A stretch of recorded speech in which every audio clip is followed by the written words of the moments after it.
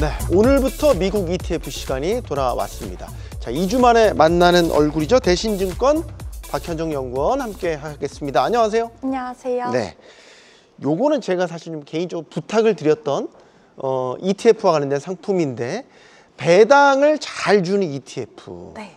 그것도 우리가 배당을 하면 보통 뭐 반기 배당, 분기 배당 이런 것만 생각하는데, 네. 월마다 월급처럼 받는 배당 ETF 뭐가 있는지 일단은 굉장한 궁금증을 갖고 질문을 드리겠습니다. 어떤 게 있습니까? 월배당 ETF라고 하면 이제 말씀해 주셨다시피 매월 분배금을 지급을 하는 ETF를 뜻하는데요.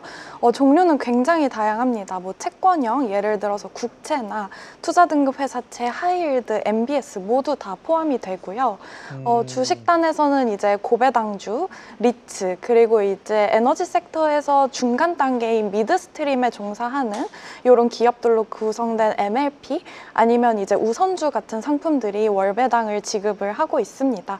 그 외에도 이제 저희 옵션 전략 가미된 커버드콜과 같은 상품들이 있는데, 국내 투자자분들이 굉장히 좋아하시는 상품인데, 커버드콜 상품. 네, 네, 근데 맞아요. 사실 이게 구조가 굉장히 복잡하고 해서 요거는 이제 다음에 또 다른 기회로 한번 소개를 해드릴 수 있으면 좋을 것 같고요. 네. 그 외에도 이제 뭐 파생 상품으로 운영되는 상품들도 있습니다. 근데 예를 들어서 이제 비트코인에 투자하는 비토 상품이 월 분배금을 지급을 하는데, 요게 이제 그 선물형으로 운용이 되기 때문에 롤오버 비용이 발생을 해서 분배금의 목적으로 투자를 하시기에는 권고를 드리고 있진 않습니다.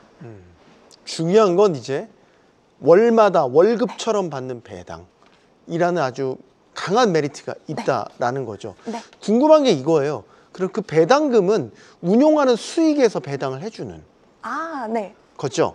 왜 이제 기업들, 상장사들도 네. 이제 벌어들인 영업이익, 순이익에서 얼마 정도, 이걸 이제 우리가 배당 네. 성향이라고 하잖아요. 네. 그래서 이제 주총 통과하면 이제 그 배당해주는 네.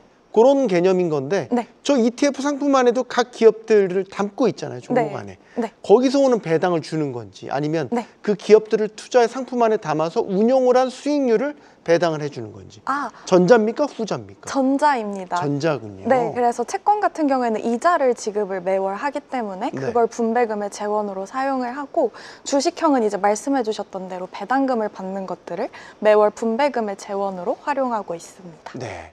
그 상장사 자체에서 나오는 배당은 예를 들어서 분기, 반기일 수는 있겠으나, 네. 그 배당금 자체를 모아서 이제 월별로 쪼개서 투자자 지분만큼 정확하십니다. 준다라는 개념이군요. 궁금했습니다. 지금 이제 다양한 상품들로 구성이 다 돼 있네요. ETF, 월배당 ETF도 말이죠. 근데 이제 말씀 주신 내용 중에서 이제 우선주에 대한 부분도 궁금한 게, 국내에서도 우선주 투자하시는 분들 많이 있거든요.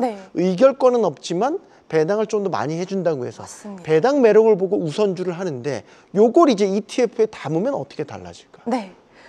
일단 미국과 국내 우선주의 개념이 약간 다릅니다. 달라요? 네. 그래서 국내 같은 경우에는 이제 말씀하셨던 대로 이제 의결권을 포기를 하는 대신에 배당금을 이제 1%에서 2% 정도 더 받는다의 개념으로 접근을 하실 텐데요. 미국 우선주 같은 경우에는 주식과 채권의 사이에 있는 이런 중간에 성격을 갖는다고 봐주시면 되겠습니다. 그래서 액면가가 있고요. 지급하는 쿠폰이 있습니다.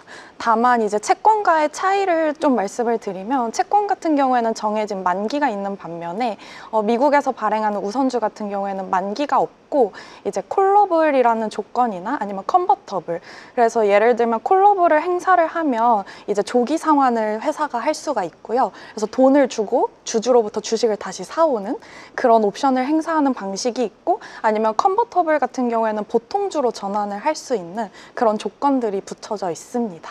네. 어렵긴 한데 네. 일단 저희는 개념적인 것만 이해를 하죠. 네. 주식과 채권의 중간 개념인 네. 것이다. 네. 그래서 나중에 회사가 투자자들의 주식을 다시 되살 수도 있다라는 그 정도까지만 일단 우린 이해해도 투자하는데 아무 문제가 없는 거죠. 알겠습니다. 자, 지금 그 아까 채권도 이야기를 해줬으니까, 그럼 월배당을 해주는 채권형 ETF는 또 어떤 게 있습니까? 월배당을 하는 채권형 ETF도 굉장히 다양합니다. 그래서 제일 많이 하시는 게 작년에 이제 기준금리 인하 사이클 때문에 네. 미국채 30년물 장기국채 베팅을 많이 하셨다가 많이 했죠. 네, 근데 네. 이제 저도 그 중에 한 명인데 네. 예상외로 연준이 네. 금리 인하 사이클을 갑자기 홀딩하면서 네, 잠시 중단되면서 이제 네. 미국 장기금리도 흔들리고 하면서 이제 뭐 가슴이 많이 아픈, 저도 아프고 이제 그런 것도 이제 월배당을 지급을 하는 상품이고요. 그 외에 이제 뭐 미국 투자등급 회사채라던가 하이힐드 회사채, 그다음에 이제 주택담보대출을 묶어서 만든 MBS와 같은 것들도 이제 월배당을 지급하는 상품들이 많이 있습니다. 네. 자, 그러면 마지막으로요. 지금 시점에서 투자해 볼 만한 미국 채권 ETF. 네. 요게 뭐가 있는지 소개를 해주세요. 지금은 어쨌거나 저희 2분기 어닝 시즌도 양호했고 했기 때문에 뭐 투자 등급 회사채도 접근을 해보실 만하고, 그다음에 이제 국채로 접근을 하시면 저는 30년물보다는 10년물로 말씀을 드리고 있습니다. 왜요? 이제 저희가 7월 고용 보고서가 발간이 되고 나서 네. 이제 페드워치를 보면 9월부터 기준금리를 인하를 한다고 지금 시장이 거의 확실시 베팅을 하고 있는 상황입니다. 네. 그러면 미국 기준금리 인하 사이클이 재개가 되면 결국에는 듀레이션을 확대를 하는 전략이 유효하게 될 텐데요. 다만 이제 과거와 같이 그 금리가 인하가 될 때 시장 금리도 빠지는 폭은 제한적일 것으로 보고 있습니다. 그 이유가 이제 연준에서 장기 국채를 발행을 너무 많이 했기 때문인데요. 그렇기 때문에 초장기물인 30년물보다는 10년물에 투자하는 상품들이 좀 유효할 수 있다라고 보고 있고, 어떻게 보면 조금 안도가 되는 상황인 점은 저희가 3분기 QRA가 발표가 됐는데 거기에서 보면 이제 연준이 장기물의 바이백 규모는 늘리고 단기채 위주로 발행을 하겠다라고 했습니다. 네. 그래서 수급단에서의 이슈가 어느 정도 해소가 되지 않을까 예상하고 있습니다. 알겠습니다. 자, 지금 시점에서 투자해 볼 만한 채권 ETF, 장기물, 30년물보다 10년물 쪽에 좀 포커스를 맞춘 상품도 소개를 해 주셨습니다. 대신증권 박현정 연구원이었습니다. 고맙습니다. 감사합니다.